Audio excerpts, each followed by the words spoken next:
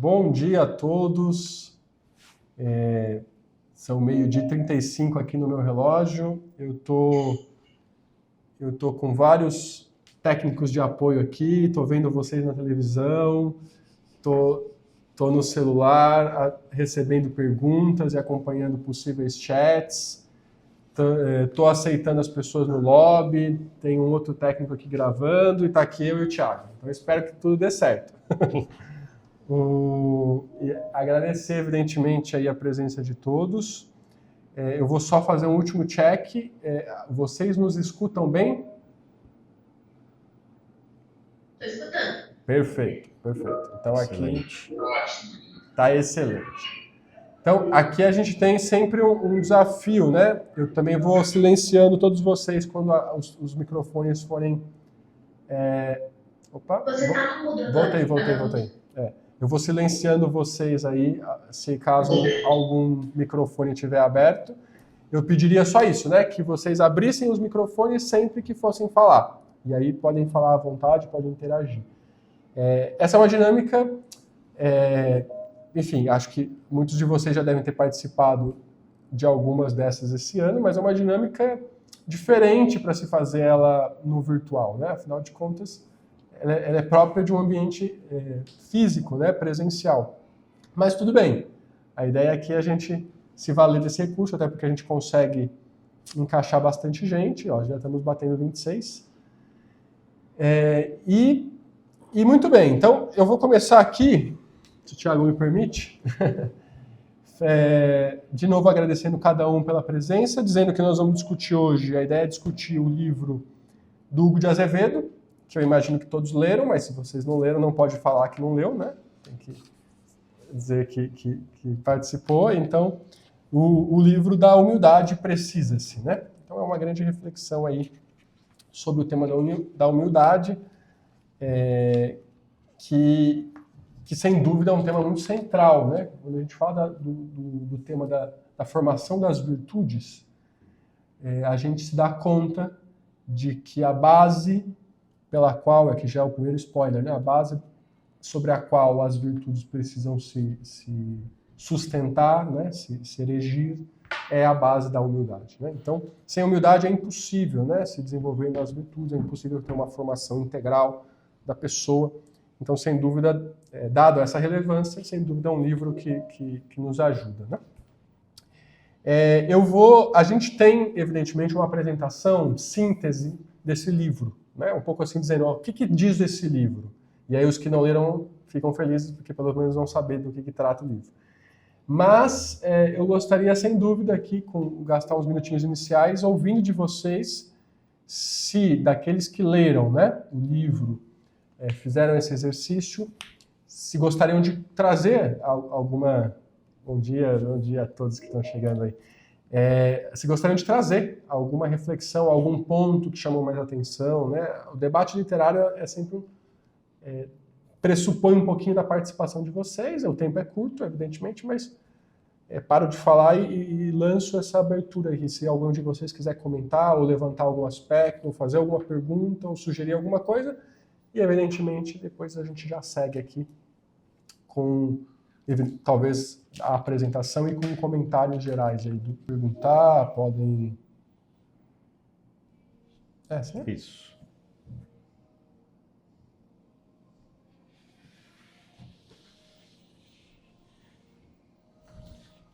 Quando vocês estiverem vendo a apresentação, vocês me confirmem. Tá, pra mim tá aparecendo, não consegue mostrar. Não? A gente acabou de aparecer que ela subiu. Então você tem que estar vendo assim, humildade precisa-se, Hugo de Azevedo. Não, aqui tá aparecendo que tem um problema em mostrar o conteúdo. Você tá no... Pra mim apareceu normal. Tá. Então, talvez aí alguma questão técnica, se for, não sei se no celular, dá uma olhadinha. Se em geral você está vendo, vamos fazer aqui uma reflexão.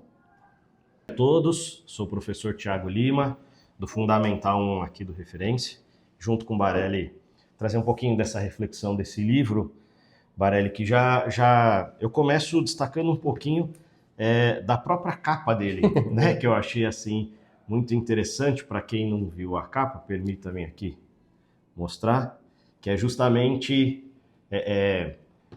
as mãos do oleiro aqui moldando, não é? E depois aqui os jarros de barro já moldados, né? Então, o autor ele vai iniciar já logo na introdução, nos fazendo pensar, e pensar muito bem a respeito do quê, né? Da humildade como uma virtude agradável nos outros, né? Deixa eu passar aqui. Por favor.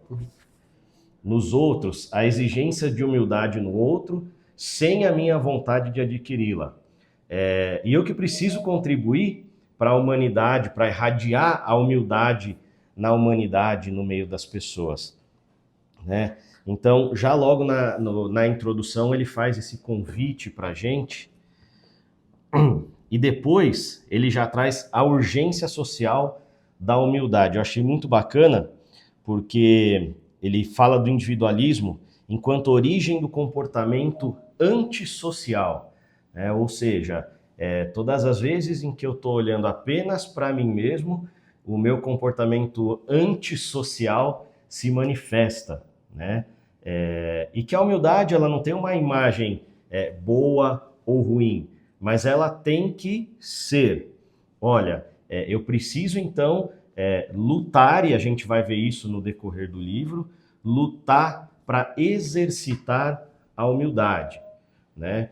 Ele vai lá atrás falar da origem da soberba, que foi justamente a não obediência a Deus, ou melhor, o querer ser como Deus, né? E que mesmo assim, apesar da nossa miséria humana que nós fomos colocados por essa desobediência, a graça de Deus compensou tudo isso depois na redenção. Não sei se você quer acrescentar alguma coisa. Posso comentar. Então, acho que assim, essa introdução que o Tiago faz, né, justamente é o começo do livro, as primeiras partes desse livro. E aqui já nos traz certos elementos chaves desse discurso, né? O primeiro deles, o autor insiste na ideia de que, sendo fonte de sociabilidade, a humildade é necessária para um diálogo verdadeiro. Então, acho que nada mais atual, mesmo. Quer dizer, eu acho que muitas vezes sofremos uma crise de diálogo, né? E para que se haja, de fato, um diálogo entre partes, é preciso estar apoiado aí na humildade. Por quê? Porque para que se haja, de fato, um diálogo, é preciso ter, por um lado, uma escuta ativa. Então, imaginem que escutar não é uma coisa simples, né? Vocês sabem que eu vou contar aqui um caso rápido para vocês rirem, né? Então, eu sou Rafael Barelli, acho que, desculpa não ter me apresentado, né? Eu estou na direção da escola, junto com a Anne Peloso, e é natural que, em alguma medida, os pais venham conversar com o diretor, né? Por muitas razões, né? E um caso muito, muito sugestivo foi uma mãe que veio conversar, certa altura entrou na minha sala, cumprimentou, disse bom dia, sentou na minha frente, falou por 25 minutos, ininterruptos, contados no relógio, saiu, se despediu e foi embora. Eu não falei uma palavra. E aí, o mais engraçado é que ela contou para as amigas dela depois, disse, nossa, como foi bom conversar com o Barelli, né? De novo, o Barelli não falou nada, né, nessa história. Mas, sem dúvida, em alguns momentos, eu conto essa história muitas vezes, assim, às vezes, em reuniões, a gente precisa saber ouvir, né? Ser capaz de ouvir atentamente. Não significa tanto a quantidade, né? Os 25 minutos importam menos nessa colocação, mas, de fato, tentar entender o que essa pessoa está querendo me dizer, o que ela está trazendo consigo, né? Realmente, essa escuta é difícil, porque, em geral, a pessoa está falando, você já está pensando no que responder, né? Como fazer, o que você vai revidar. Mas não, é preciso, a humildade nos força a escutar ativamente. Depois, nos leva também a ter uma abertura, né? A querer entender aquilo que está sendo dito e, a partir daquilo que está sendo dito, realmente entrar em diálogo e colaborar com esse diálogo numa relação a dois, ou a três, ou a quantas pessoas forem dentro desse diálogo. E portanto, só aí será realmente possível se criar uma sociabilização real, verdadeira, caridosa no fim do dia, né? Mas que é isso que o autor diz, né? É uma fonte de sociabilidade porque possibilita esse diálogo verdadeiro e, portanto, outra reflexão aqui, que está menos presente no livro, mas trago como complemento, é a base de todas as virtudes. Tanto em São Tomás, quanto toda a patrística, né? Se encontra muito a ideia da humildade como base de todas as virtudes. O autor a coloca na temperança, capítulos à frente, mas é possível entendê-la, sobretudo, como base. Sem ela, não se pode viver as outras virtudes, nem sequer a caridade. E aí, o Tiago, terminando o meu comentário aqui, essa introdução, o Tiago colocou muito bem, né? Ele resgata o próprio pecado original, sem dúvida alguma, né? O pecado original é um pecado de orgulho, de querer ser como Deus e portanto, deixar de ser, perder essa humildade, perder essa consciência de quem eu sou. Já falaremos mais sobre isso. Portanto, esse orgulho, né, esse não servirei, esse querer ser como Deus é também a raiz de todos os pecados, né? Então, o orgulho, o oposto à humildade aqui é raiz e fonte de todas as misérias humanas, pecados, crises, etc. Né? Tudo bem até aqui? Alguém quer falar alguma coisa? Eu vou sempre perguntar se alguém quer falar alguma coisa e se ninguém falar em 1 minuto, a gente segue, até porque não temos tanto tempo, né? Não? Então seguimos. Bom, muito bem. Aí ele continua, e aí ele vai falar da humildade de Deus. Me chama a atenção, Rafa, porque ele fala assim, né? Que o pecado e o demônio se alimentam da soberba. E a humildade não é só uma virtude, é uma tática. Eu achei isso muito interessante, né? E aí me permito uma aspas aqui do próprio livro, que diz assim: ora, para levantar o homem do abismo da sua soberba, só há um meio adequado, que é justamente o contrário, o da humildade. Ou seja, o contrário dessa soberba vai ser a minha humildade. Tá? A humildade é o caminho para levantar o homem do abismo da soberba. A vida de Cristo, desde o nascimento até a sua morte, são símbolos de humildade, né? Haja visto o presépio e depois a redenção na Santa Cruz. Ele segue depois, vamos avançar mais um, falando sobre aí o que é humildade. A gente já falou um pouquinho, né? Só destaco ali a capacidade de reconhecer-se filho amado de Deus e que necessito do outro. Ou seja, aqui existe um grande risco da gente cair na falsa humildade, não é? Porque eu preciso me reconhecer, preciso ter essa certeza dentro de mim que eu sou um filho de Deus, de que eu sou amado, criado e gerado por Ele, e que eu necessito do outro. O ser humano não nasceu e não é feliz sozinho, mas nós precisamos um do outro. É a necessidade de amar e a necessidade de ser amado. Posso fazer um comentário Claro. aqui? Então, acho que aqui também, essa continuidade aqui do Tiago é muito importante, porque vocês poderiam me dizer, né, qual é a frase mais famosa, em geral, que se define a humildade? Alguém consegue colocar? Tem uma frase muito famosa que se usa, às vezes, para o bem e para o mal, né? Quando se vai falar da humildade, que é a famosa frase, a humildade é a verdade. Né? Já ouviram essa expressão? Uma expressão muito famosa, uma expressão de Santa Teresa, né? E muita gente usa essa frase. Mas, evidentemente, que se você não vai à raiz do que ela está querendo dizer com a humildade é a verdade, a gente pode cair na soberba, né? Você, não, eu sei uma coisa que é verdadeira e, portanto, eu sou humilde. Não. A humildade é a verdade no sentido de toda a verdade. O autor, Hugo de Azevedo, explora muito bem essa ideia. Quer dizer, qual é toda a verdade sobre o homem? Toda a verdade sobre o homem na sua raiz, um pouco redundante aqui, mas na sua raiz mais radical, é a filiação divina. Né? O homem foi criado por Deus, né? Por amor e para amar. e sendo criado por Deus, sendo criatura no primeiro nível, e depois sendo filho no segundo nível, né, o nível da redenção, ele é totalmente dependente de Deus e, por dependência a Deus, totalmente dependência dos outros como serviço também, né, como doação. Então, esta é a verdade mais radical sobre o homem, a filiação divina. E portanto, saber-se filho de Deus, né, sentir-se filho de Deus e viver como filho de Deus é, de fato, chegar às raízes da humildade. Então, no fundo, quando Santa Teresa diz, né, e quando todos os grandes santos dizem, se coloca nesse nível, né? E depois, uma outra colocação é que o oposto disso, como o Thiago também explorou muito bem aqui, já é justamente o orgulho. Outra variante desse orgulho, né? Muitas vezes a gente explora, aparece no livro também, a vaidade, né? E a vaidade também é muito famosa, aquela frase bíblica, né? Eclesiastes, vaidade das vaidades, tudo é vaidade sob o sol, né? Todo mundo conhece essa expressão. Quando a gente escuta isso, vaidade das vaidades, tudo é vaidade sob o sol, a gente precisa entender o que significa vaidade.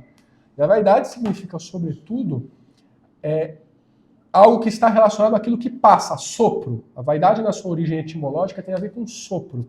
E sopro é aquilo que passa, né? Que se esvai. Então, vaidade é tudo aquilo que passa, que se esvai. Então, tudo é vaidade, né? Porque tudo passa, né? Só Deus não passa. Então, no fundo, o que também a humildade reconhece é de que todas as coisas são passageiras nesta vida. Mas existe uma coisa que permanece, né? Que é o amor de Deus por cada um de nós. Então, saber-se amado por Deus e saber que esse amor é infinito e eterno é, sem dúvida alguma, chegar às raízes, né? A crescer em humildade e combater a vaidade de estar apegado àquelas coisas que passam e que, portanto, não permanecem, né? Então, um pouco só para a gente ir tendo elementos aqui para também aprofundar. Exato. Segue aí. Vamos seguir para o 7. Isso. Essa apresentação a gente passa para vocês depois, tá bom? Aqui está um pouco parte a parte do livro, mas como a gente não vai falar de todas as partes, porque seria, né, não daria nem tempo, a gente vai aqui dar um saltinho para o 7. Não, lá mesmo. Aqui? Isso, esse aí. Remédios, ótimo. Porque agora ele começa a falar sobre os remédios. Agora a gente tem um alento aqui, né? Porque ele diz assim, não há maneira de purificar a fonte, mas só a terra onde ela cai. E se não há maneira de purificar a fonte, uma vez que a soberba é aí um dos pecados capitais que nos levam a outros, nós não temos muito o que fazer, justamente lá por conta do pecado original e aquilo tudo. Mas só a terra onde ela cai. Mas onde é a terra onde ela cai? A terra onde ela cai sou eu, né? É em você. Então, dentro aí nós temos a capacidade, através do racional que Deus nos deu, nós temos a capacidade de purificar aonde a soberba cai. E como que a gente começa a fazer isso? Se reconhecendo como tal e buscando o perdão de Deus e o perdão dos demais. Acho que essa é uma grande chave aí para esse remédio da soberba. Buscar o perdão de Deus, buscar o perdão do outro, buscar o perdão a si mesmo também. Contemplar a humildade de Jesus. Mais uma vez, ele volta falando do presépio, da cruz. E a humildade depende do amor. Humildade é uma questão de hábito, né? Nós sabemos aqui que para que algo se torne uma virtude é preciso ter o bom hábito.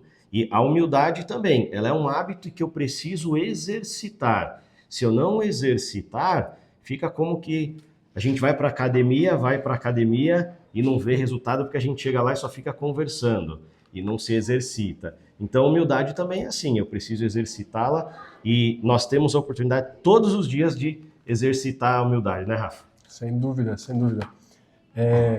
Então, fechando um pouquinho essa ideia, e aí a gente vai concluir daqui a pouco com alguns exemplos práticos, né, que é o que o próprio autor também nos traz, mas essa é a ideia. Então, como é que podemos buscar? O Thiago falou aqui, né? Retificar a intenção, sinceridade.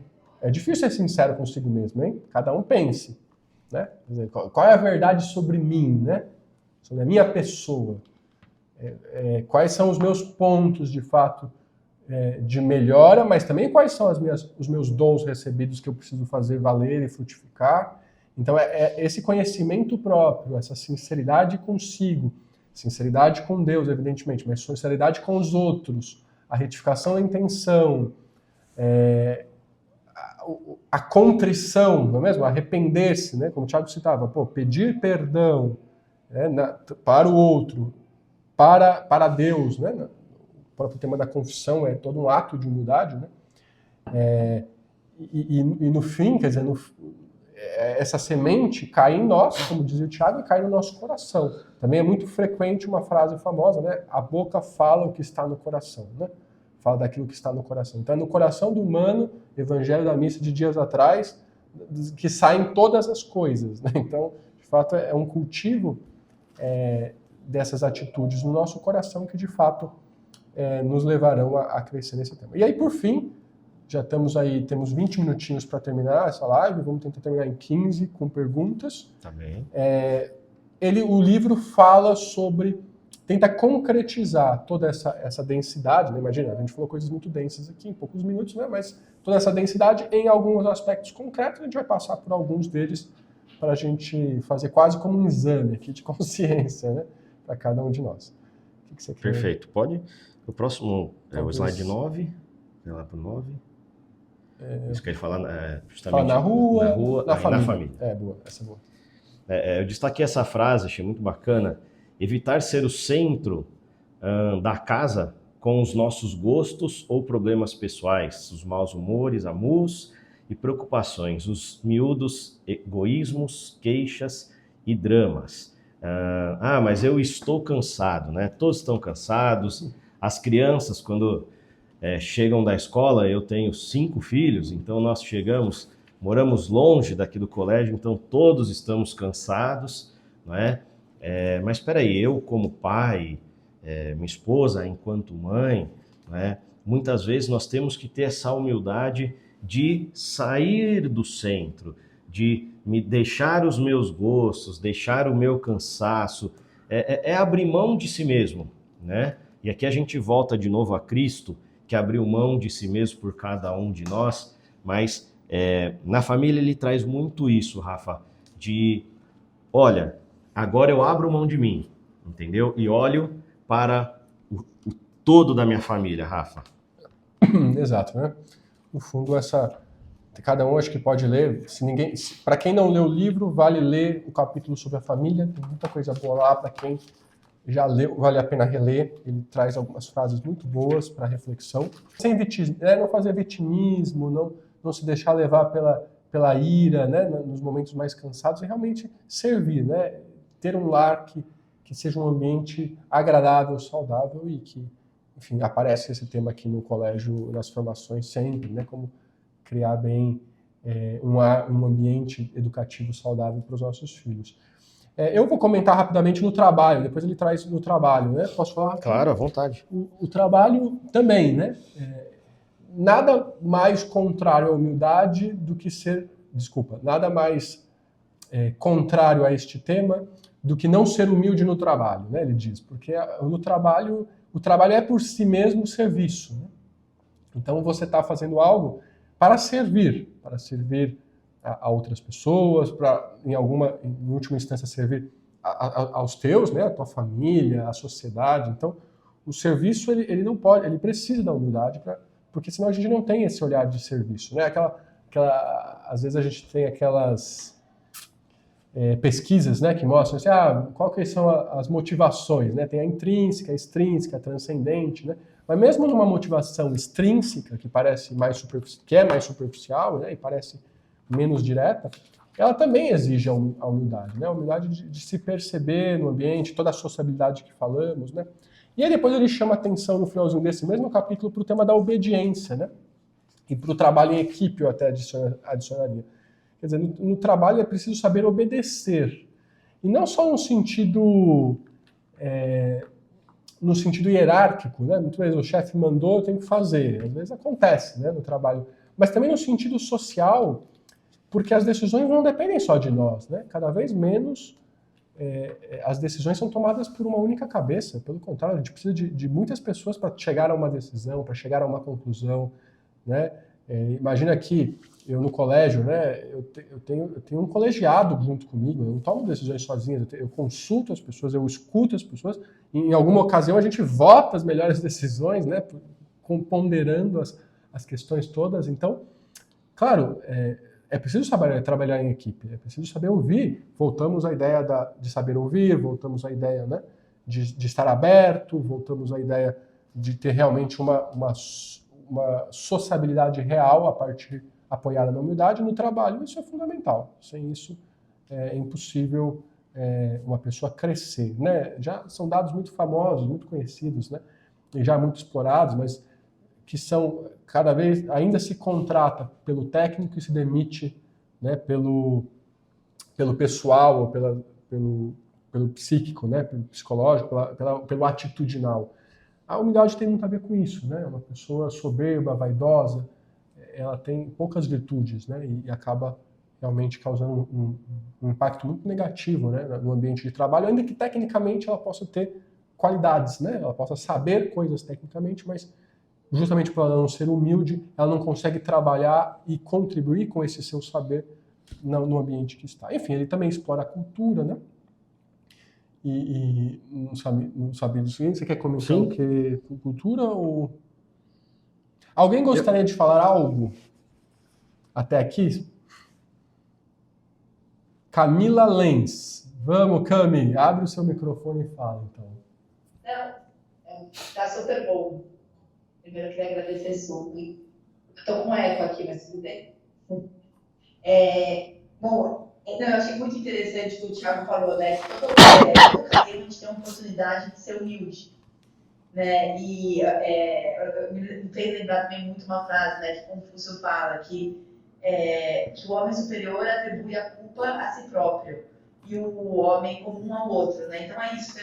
O que a gente recebe a gente não pode determinar, mas como a gente responde, né? O que eu posso crescer, né? O que Chesterton falava também. Qual o problema do mundo? Essa humildade de crescer dentro, né? Onde a gente tem autonomia, não em culpar os outros, mas olhar aquilo. O Jordan Peterson também falou uma vez, que ele falou: o que é minha, tem alguma inadequação minha que contribui para isso? Né? Enfim, eu acho muito bonito isso. Muito bom, excelente. Tem mais uma mão levantada aqui, Elis.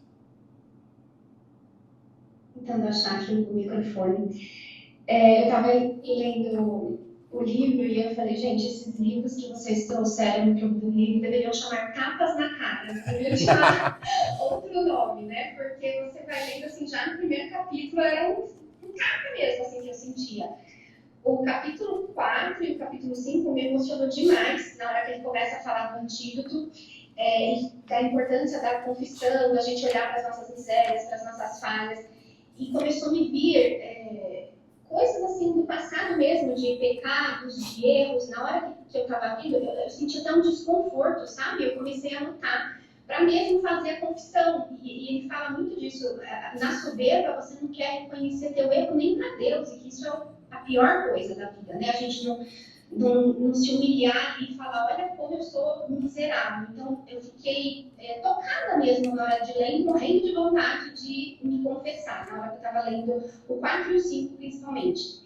E aí, depois, nos outros, ele foi falando do amor, que é mais fácil a gente ser humilde quando ama. E aí fala da mãe, né? Que a mãe tem uma força, que mistério que tem as mães de...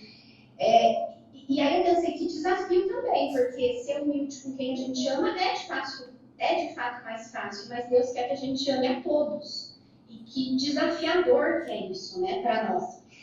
Depois eu fui anotando dicas, assim, que eles foram dando no 5, no 6, para exercitar a humildade. Então, ter o hábito de falar bem dos outros, ter o hábito de ouvir mais, porque a gente tem sempre aquela tendência a só falar da gente, escutar pouco, né? Igual o exemplo que você deu da mãe que chegou falando, né? Pedir desculpas para as pessoas em geral, além de, claro, o perdão para Deus que a gente já comentou, e esse hábito de servir, porque aí vai quebrando essa soberba, mas ele fala assim, não tem jeito, toda hora você vai voltar e querer só pensar em você, toda hora você vai querer ser egoísta, e aí você precisa mesmo da temperança ali para ir lembrando que você é inferior, né? Que você tem mesmo ali as suas misérias, que você tem que estar sempre tentando amar mais para poder ser humilde. Eu achei lindo, assim, o livro. Lindo, lindo, lindo. Amei a escolha, tá? É isso. Que bom, espetáculo. Não, você contribuiu imensamente aqui, já tem super conteúdo. De fato, esse tema que você citou, da temperança, é isso mesmo que ele coloca, né? A humildade temperando o tempo todo o meu impulso de pensar em mim mesmo, né? De olhar para o meu umbigo, né? E, de novo, voltando tudo aquilo lá, a voltar a se prender a coisas que passam, né? A se prender a coisas que são opináveis.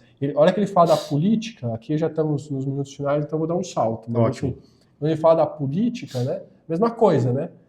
A gente tem uma tendência, nós que, graças a Deus, temos também uma perspectiva muito, muito profunda, né? Da revelação cristã, por exemplo, de Cristo, da igreja, etc.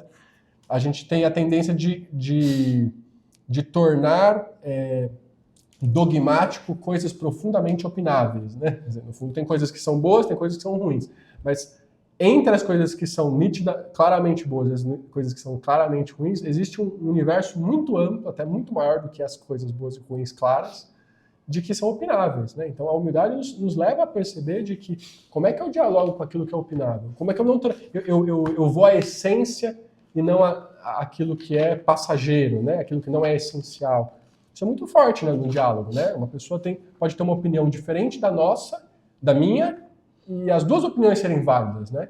Quer dizer, porque nenhuma delas fere a dignidade humana, nenhuma delas fere, né, uma verdade sobre o ser, sobre Deus.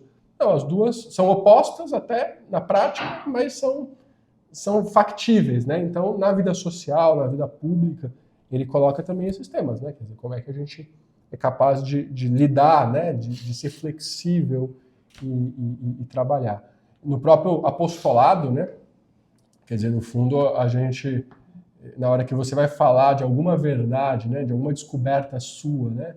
Para outra pessoa, fazendo a brincadeira aqui, né? Agora a gente sai da live e fala assim, nossa, eu preciso falar com aquela amiga que ela precisa ser mais humilde, né? Aí você vai lá e começa a brigar com a sua amiga dizendo que ela tem que ser mais humilde.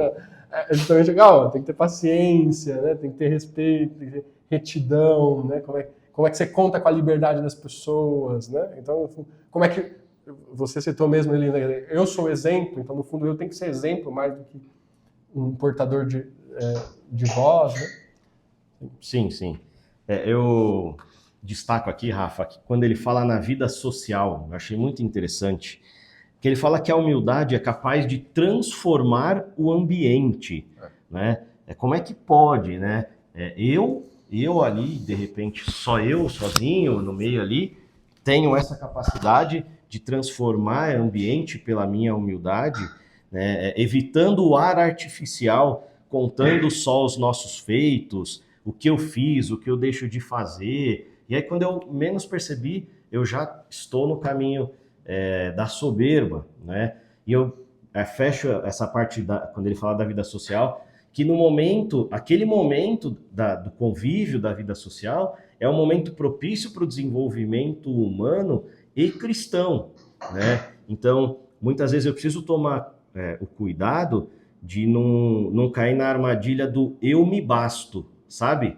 Só eu tô ali, só eu que me vejo, né? Só eu que falo, entendeu? Não, mas espera aí, deixa eu ouvir o outro também, o que o outro tem a acrescentar também. Acho muito interessante porque nós temos diversos, se você de repente pensar, se nós pensarmos cada um na sua vida, na sua história, quantas vezes alguém, num simples falar, numa simples palavra, essa pessoa foi capaz de transformar o nosso dia, foi capaz de trazer uma clareza numa decisão que a gente precisava tomar, sabe? Pura e simplesmente por ouvir, porque eu cerrei a minha voz e passei a ser ali um ouvinte daquele ambiente. O que mais? Falem vocês um pouquinho também. A gente está aqui no... Quem gostaria de comentar mais alguma coisinha?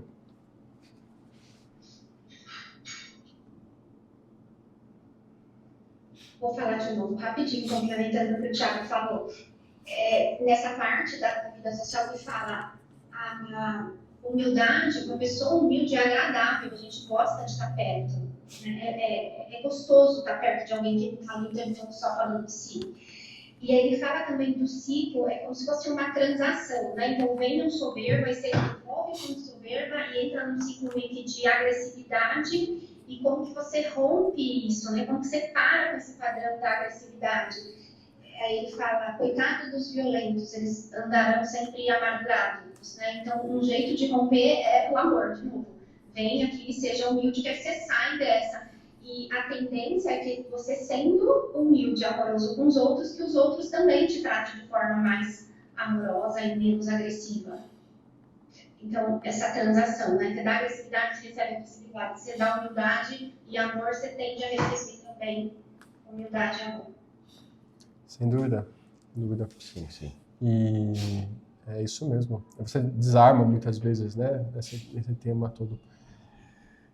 Olha, ele termina, né? Fala da vida política, da vida internacional. Então, de novo, fica aqui o gostinho para quem não leu e para quem leu, reler alguns dos capítulos, né? Mas ele vai falando da vida interior. Já trabalhamos aqui todo o tema da sinceridade, da preguiça, do arrependimento, etc. No apostolado você tem um pouquinho. Na vida eclesial, não é mesmo? Quer dizer, o orgulho, a vaidade, a unidade, a ruptura da unidade na vida eclesial, né? Fruto dos orgulhos, né? Das vaidades, né? Você tem uma igreja que precisa ser unida, o mesmo corpo místico, e as pessoas às vezes se degladiando entre si por questões, ou por falta de obediência, ou por falta de humildade, ou por falta de caridade. Então, há todo um tema aqui que ele também, como você diz, Elis, nos dá um tapa, muitas vezes. E eu pessoalmente termino a minha parte, depois o Tito termina com a dele também, um comentário final, mas eu me volto aqui, já que tivemos por esse livro um espaço também para isso, para falar da vida de fé, um olhar para Nossa Senhora, né? Olhamos para Nossa Senhora e ali o autor também coloca isso ao final. Ali está um exemplo de extrema humildade, de máxima humildade, e que também nos aponta, né? Nos ilumina aquilo que eu citava também sobre toda a verdade, né? Porque aquela que se fez mais humilde, eis aqui a escrava do Senhor, também foi elevada na sua excelsitude, né, a rainha dos anjos, né? Então, no fundo, também essa é a lógica divina, né? Quer dizer, Deus foi nos dizendo isso o tempo todo, desde o presépio até a cruz, né? Os últimos serão os primeiros, quem não se fizer pequeno não entrará no reino. Todas as grandes ensinamentos de Cristo nos levam a perceber de que, olha, quanto mais nos reconhecemos pequenos, crianças, né, e necessitados, portanto, de Deus e dos demais, mais seremos elevados ao fim do tempo, né? No fim dos tempos, maximamente, mas mais seremos elevados também como filhos muito amados. Então, também a ideia de ser humilde é senhor, né? Existe uma ideia de senhorio por trás da humildade. Quanto mais humilde, mais capaz de servir, portanto, mais senhor de si mesmo, mais senhor no sentido de cuidador, né? Mais do que de dominador, mas de cuidador dos demais, né? Sim, e justamente linkando ao que você disse, Rafa, que eu preparei esse último slide, né, com essa aspas que tem no livro. Se somos humildes, não nos importaremos com o que dirão de nós, nem nos preocuparemos pelo fato de não nos admirarem, desde que venham a admirar, a amar e seguir a Cristo. Ou seja, né, o que eu estou fazendo? Né, para onde estou levando as pessoas? Né? De fato, a admiração é para mim? O seguimento é para mim? Não, mas tem que ser o admirar e o amar a Cristo, porque no final vai ser isso que vai importar, sabe? O quanto amamos a Deus e o quanto amamos os irmãos. Legal.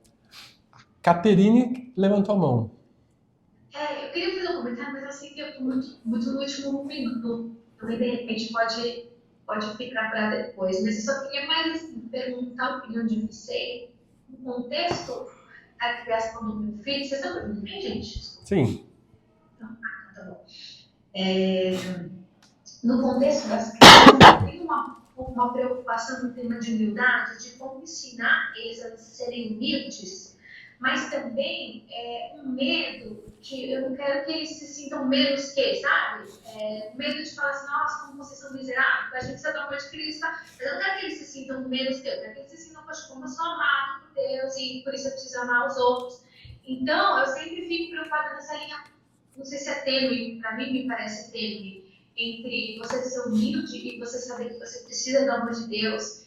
E eu quero que eles saibam disso, mas que você não é menos. Você entendeu essa dinâmica? Principalmente para a criança tão pequena, sabe? Eu fico com medo de afetar a autoestima dela, porque eu acho que eu já vi e conheço colegas que isso aconteceu, que com os pais super intencionados, tentando fazer aprender humildade, acabou quase colocando um sentimento de inferioridade que me preocupa, assim, fazer isso. Perfeito, Catarina. Não, eu comento rapidamente, mas fica também dica para próximas reflexões aqui profundas, né? Mas eu concordo contigo. Eu acho que a gente pode, às vezes, recair... Há uma linha tênue aqui. Mas você, na sua pergunta, traz a resposta, né? Porque, no fundo, a humildade não é um reconhecimento de que ele é menos ou de que ele é inferior. Não. Ele traz o reconhecimento de que ele é amado. E a gente precisa confiar muito no poder transformador do amor, sabe? Quando a criança se sente querida, e veja, o querer, no sentido aqui que estamos citando, inclusive no amor a Deus, né? De Deus, é um querer gratuito. Isso também é difícil. Às vezes a gente fala assim para a criança, né? Ah, puxa, eu fiquei muito feliz que você fez isso. Nossa, como eu fiquei feliz que você teve essa atitude. É super bem intencionada essa ideia e é positiva no mais das vezes, mas a criança poderia pensar, bom, se eu não fizesse isso, ela ficaria muito triste, será? ou ela ficaria muito brava comigo, será? Quer dizer, no fundo, se eu não validar, né, com as minhas atitudes... Então, obviamente que eu não estou dizendo aqui que você não vai corrigir quando tiver um erro, né? Mas a criança precisa sentir que ela vai ser querida por você e amada por você, independentemente dos erros, ainda que ela cometa os erros, porque ela vai precisar chorar para alguém, né? Para o adolescente isso é muito forte, Catarina. Quer dizer, quando o adolescente erra, se ele não tem essa abertura com os pais, ele vai chorar para alguém. Ou ele vai se fechar, vai ficar triste, e aí vai ter todo um processo, né, interior de isolamento, ou ele vai chorar para alguém, que não vai ser os pais, porque ele não tem essa abertura. Então, esta abertura e esse acolhimento de, olha, independentemente, né, dos seus erros, das suas falhas, eu ainda te sinto querido. E mesmo quando eu te corrijo, a criança sente, né? Você corrige com firmeza, mas ela percebe que depois, né, depois que ela chorou e tal, ela percebe que você a amou. Esse é um poder transformador. Aí ela vai entendendo o fruto da humildade, porque aí ela vai aprendendo que essa deve ser a atitude dela também para com os demais. E né, um pouco aquelas parábolas de Cristo, né? O rei perdoa o funcionário vai lá e não perdoa o amigo, aí o rei fica bravo com o funcionário, mas peraí, né? Eu te perdoei e você não devia perdoar também. Então, aqui ela vai aprendendo essa dinâmica de caridade e tal, que não é ser menos, é ser necessitada, né? É ser dependente de Deus e dos demais. Mas essa dependência é uma dependência de amor, então é uma dependência feliz no fim do dia. Né? Obrigada. De nada. Olha, adoraria ouvir mais vocês e agradeço mais uma vez aqui a presença de todos, né? Aqui eu e o Thiago ficamos muito felizes, é um grande... Obrigada, genuinamente. Que vocês tenham um excelente dia aí, uma excelente semana, tá bom? A gente se vê na próxima oportunidade. Até mais, tchau, tchau. Obrigado, Thiago. Obrigado.